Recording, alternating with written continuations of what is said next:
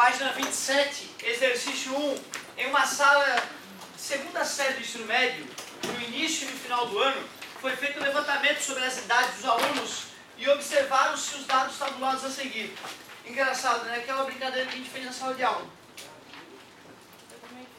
Início de ano, pessoas com 15 anos, 4. Idade e número. 16 anos, 24. 17 anos, 12. Isso no início do ano. No final do ano, os que tinham 16 foram para 16 alunos, os que tinham 17 foi para 18 e os que tinham 18 foi para 6. Qual é o número de alunos dessa sala? Ou antes, né, ou no início ou no final do ano é só somar. 40. Muito bem. Letra B. Determine a frequência relativa em cada tabela para cada idade. Essa é a frequência absoluta. Aqui do lado, então, eu vou abrir um campo e vou colocar aqui as frequências relativas. Tanto no início quanto no final do ano. Como é que calcula a frequência relativa? Pega a frequência absoluta, divide pelo total. Só isso. 4 dividido por 40, 1 décimo, 0,1. 24 dividido por 40, 0,6. 12 dividido por 40, 0,3. Essas são as frequências relativas. Se quiser, 10%, 60%, 30%. A professor, Pois não. relativa é tipo uma percentual, eu posso botar tipo 10%? Exatamente isso. Perfeito. Não, é que assim, ó. De repente a pergunta já estava engatilhada. Então, ó, 10% seria, né, é mais comum, inclusive, colocar em porcentagem mesmo. Em tua homenagem, vou fazer isso aqui em porcentagem. 16 quarentavos dá 4 décimos, 0,4 ou 40%, fica mais fácil de visualizar. 9, 4,5, 45%. É isso? E é dar 0,45, né? Dividir 18 por 40. 6 quarentavos. 3, 1,5, 15%. Muito obrigado. Claro, né? Tinha que totalizar os 100%. Ou, nesse caso que não está em porcentagem, tem que totalizar 1. Muito bem. Então, isso que é o item B, na verdade. Essa coluninha aqui representa nosso item B. Questão 2. Em um escritório, os salários dos funcionários em reais foram dispostos conforme a seguir. Tu vê que sacana, dessa vez ele não deu os dados tabulados, ele deu os dados tudo jogado, a gente vai ter que tabular. Construa uma tabela com as frequências absolutas e relativas. Então vamos lá, primeiro, 850 não, 710. Tem salário que é de 710, tem salário que é 850, 950, 1000, 1250 e fechou. Então vamos lá. Quantos ganham 710? 1, 2, 3, 4. Muito obrigado. Isso é frequência absoluta ou relativa? Isso, frequência absoluta nessa parte. Daqui a pouco a gente faz a frequência relativa. Quantos caras ganham 850? 6, perfeito. Quantos ganham 950? 1000 e 1250. Qual é o total? Vamos ver só pra gente... Quanto? 25. Beleza, adoro dividir por 25. Né? 25 é 4 centésimos, eu divido por 100, multiplico por 4. Então eu só vou multiplicar por 4 e pegar a vírgula e fazer toim, toim. Vai ficar uma delícia para passar para a frequência relativa. E a frequência relativa eu vou colocar em dois formatos. Então vai ficar 4 vezes 4, 16, 0,16, que é o mesmo que 16%. 6 vezes 4, 24, 0,24 ou 24%. 4 vezes 9, 0,36 ou 36%. 12, 0,12 ou 12%. Mesma coisa. Claro que aqui daria 1 no total e aqui daria 100%. Uma maneira de verificar se deu tudo certinho. Então ele queria que a gente construísse a tabelinha. Está feito. Muito bem. Fizemos em sala de aula isso, né? Claro que ver o cara fazer é fácil, na hora que a gente vai fazer, sempre dá uma travadinha, o exercício que salva mesmo. Depois, página 28, exercício 3. Em uma pesquisa feita com as famílias sobre o número de filhos, constatou-se que... Então deu uma tabela lá com frequência absoluta. Determine a frequência relativa do número de famílias para cada classe. Já enjoou. Se eu tivesse lido a porcaria do exercício, eu não ia ter pedido 1000 exercícios iguais. Então, o número de filhos e número de famílias.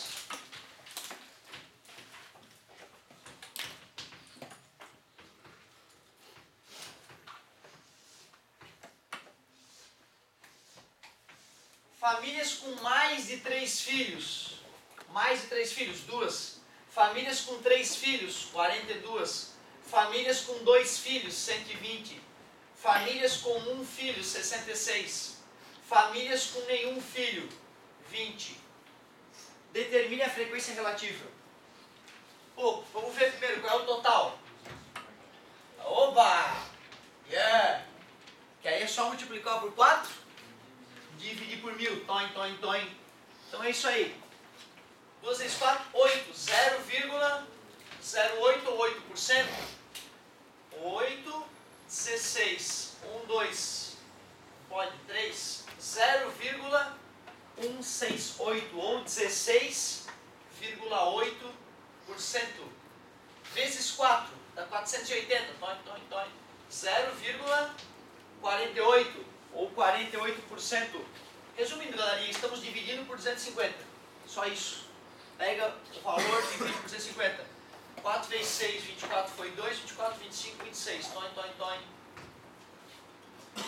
80, 0,08. Não, não pode. 80, 1, 2, 3. Então, aqui estou com problema. 8. Isso aí. Que perigo, né, cara? Tu vê, eu errei. A sorte é que os números da tabela fizeram com que os astros se alinhassem. Por isso que eu acredito em numerologia. Então, ó, 0,8%, 16,8%, 48%, 26,4% e 8%.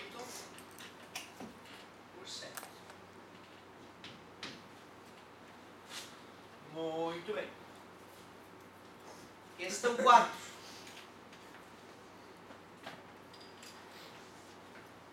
Precisar de ajuda dos universitários nessa aqui.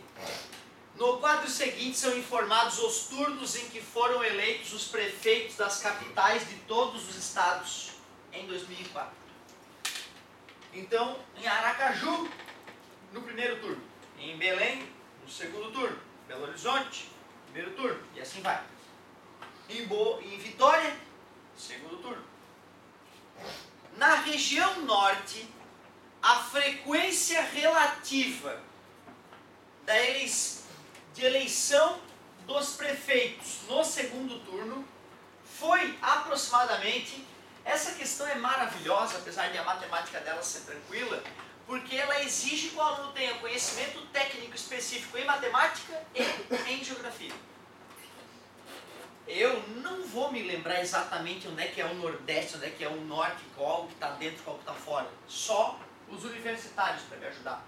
Quais são os estados que compõem o norte do país? Qual? Belém, Boa Vista, Macapá, Manaus, Palmas, Porto Velho e... São essas? Quantas nós temos? Tem 7. Dessas 7, quantas foram definidas no segundo turno? Quantas? 3? Então 3 das 7 foram definidas no segundo turno. Concorda comigo? Beleza? Então é isso, frequência relativa. Tu vê quantas ocorreram e dividir pelo total. Como ele falou só na região norte, eu tenho que fazer essa análise só lá. 3 dividido para 7. 0,4 vezes 7, 28, sobra 2 abaixo 0. 1, 2, 14, sobra 6, abaixo 0. 42% aproximadamente, né? O que nós temos lá? 42,86%. Letra A. Então a questão ficou legal. Eu vou te falar que se eu tomo uma entubada nessa, de repente poderia por, né? Se bem que deve ter um ali ou outro que tu tira e coloca e dá um outro gabarito ali já, né? Errar por um para mais ou para menos ali na região, tanto embaixo quanto em cima, deve dar uma alteraçãozinha que deve ter no gabarito. Então tu vê, não adianta saber só matemática não, cara. Tem questão aí que realmente exige os dois conhecimentos ao mesmo tempo. Muito legal. Depois, página 29, estava doido, passando assim todas as páginas. Porra! Que é isso? Final de ano. Questãozinha tudo igual. Jezebel. Ô professor de competência. Página 29. Tá tudo certo. No jornal Gazeta do Povo, 10/12/2007, foi publicada uma matéria sobre obesidade. Parte desta matéria está colocada aqui, a seguir. Brasil. Sul. Felicidade.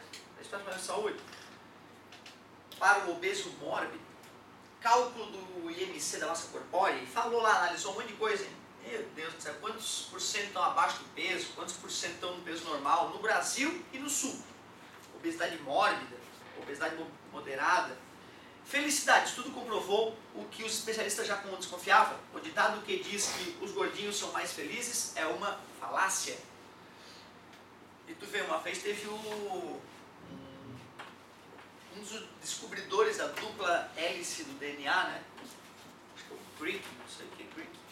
O cara numa palestra lá, foi lá e falou, não, os gordinhos são mais satisfeitos, mas produzem menos, então nas minhas empresas eu só contrato gente magra. Tu acredita que o cara teve a capacidade de falar isso? Isso retumbou, né, cara? Todos os 4 cantos do mundo, queimou o filme do cara, até os últimos fios de cabelo. E outra que ele lançou junto com essa, eu acho, se não me engano, foi que a melanina era a chave da sexualidade humana. A melanina, tem a ver com melanina, né, o apetite sexual das pessoas. Ele mostrou estudos que corroboravam para essas ideias dele, né? Mas tu vê que viagem, né? Às vezes o cara tá com a carreira assim top e tal, mas em algum momento, né, a gente tem que considerar que a qualidade da produção científica nem sempre se mantém durante muito tempo. E aqui então, teoricamente desmentiu. Peso normal, 77%.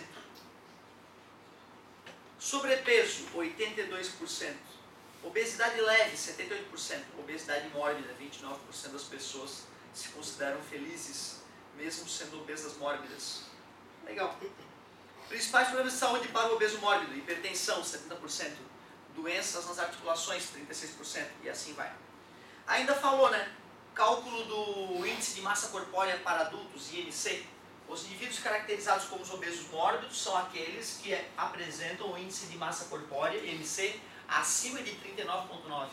Aqueles que possuem IMC acima de 35 e ao mesmo tempo sofrem de outras doenças associadas também são considerados obesos mórbidos. Ou seja, se tem 35 só, mas já tem alguma das doenças linkadas à obesidade mórbida, também já caracteriza. Então não é uma coisa muito definida só matematicamente. Fica à vontade.